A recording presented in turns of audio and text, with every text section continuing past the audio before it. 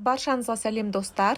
Бүгін сіздерге таңқурай қосылған сметанник пирогтың рецебін ұсынамын. Қарапайым ингредиенттерден тұрады, міндетті түрде жасап көріңіздер. Ыдысқа бір жұмыртқа, қант, жұмсақ сары май салып, жақсылап миксерлейміз.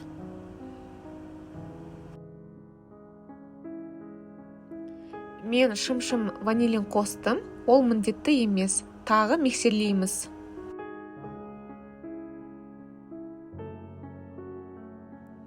Бөлек ыдыста ұнға қопсытқыш қосып, араластырамыз. Ұнды електен өткізіп, қамыр илейміз.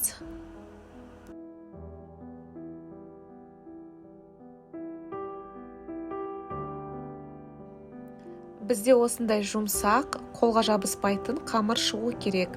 Салафанға салып, тоңазытқышқа қоямыз. Енді начинкасын жасаймыз. Ыдысқа 20% қаймақ, 3 жұмыртқа, қант, жүгері крахмалын, шым-шым ванилин қосып, жақсылап миксерлейміз.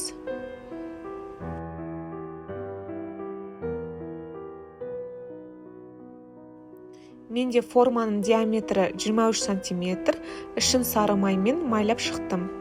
Енді қамырдың үлкен бөлігін алып, формаға жаямыз. Қалған кішкентай бөлігінен бортики жасаймыз. Астын шанышқымен тесіп шығамыз.